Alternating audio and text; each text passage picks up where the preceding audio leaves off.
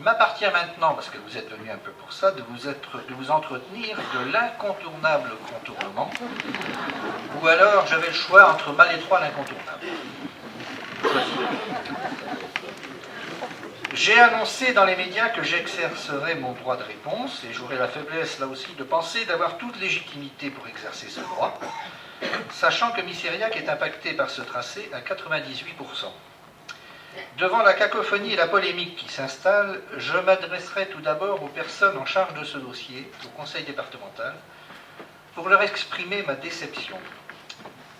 Non pas sur le fait que soit abandonné ce contournement, mais sur le peu de considération envers les élus que nous sommes. J'associe aussi les anciennes équipes municipales, comme on dit, qui ont mouillé le maillot, Pierre Chotard, Michel Desbois et Bernard Milot, qui nous fait la gentillesse d'être là aujourd'hui. C'était bien la peine que M. Brohan, en charge à l'époque des infrastructures routières, nous félicite lors de la réunion publique du 9 novembre 2009, mettant en avant que c'était une première en France de voir un tel dossier présenté en toute transparence et avec un accord des élus concernés.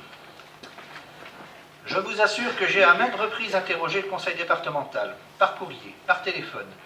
J'ai même demandé aux trop nombreuses personnes qui défilaient en mairie et qui demandaient le devenir de leur terrain, puisqu'ils étaient impactés par ce tracé.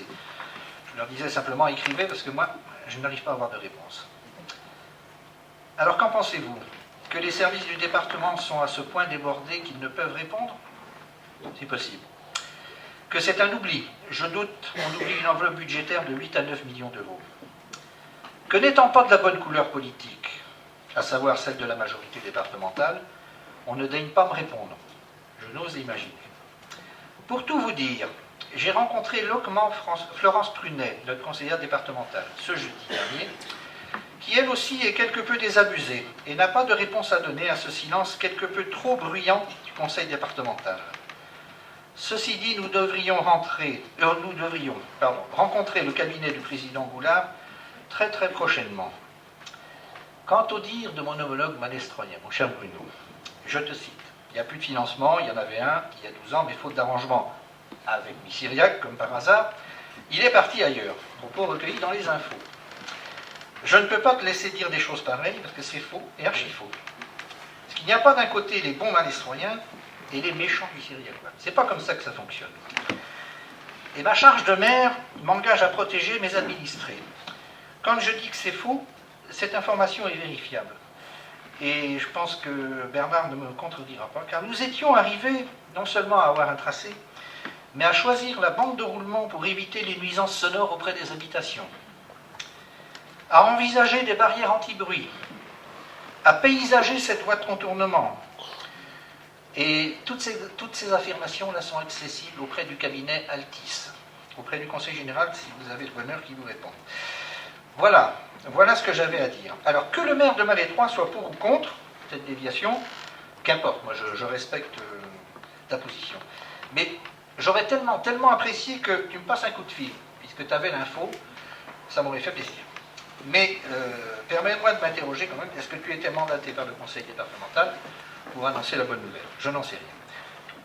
Quant à la vente des terrains du conseil général à un promoteur, il faudra m'expliquer que du côté Missiriac, rue Taborlet, Bretagne Vivante avait réalisé un inventaire remarquable de la faune et de la flore. Je ne savais pas qu'on était si riche.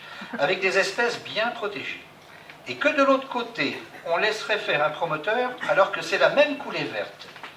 Je ne me doutais pas que mes grenouilles soient si intelligentes au point de ne pas traverser la départementale. Que dire aussi des propriétaires de terrains en bordure du tracé retenu, venant demander en mairie le classement de leur terrain en zone constructible, alors que ces mêmes gens venaient de signer une pétition contre ce contournement. Que dire aussi, à l'époque, j'avais comme premier adjoint Joël Arzeau, qui doit être là. Ce dernier avait réussi à arracher, je dis bien à arracher des porteurs de projets, avec à la clé près de 60 à 80 emplois, avec un projet d'aménagement de la zone de la gare Manière, ébauche réalisée en concertation avec les services du Conseil général, les services économiques du Conseil général, et Jo Le Gall à l'époque qui est là. Quel gâchis. Pour en terminer, je formule le vœu que les gens en charge de ce dossier que ceux qui annoncent l'abandon du projet et la revente des terrains aient le courage de s'expliquer et de parler vrai.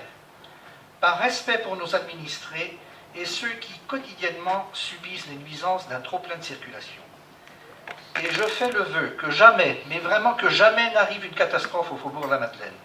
Car là, il ne faudra pas aller chercher des coupables là où ils ne sont pas.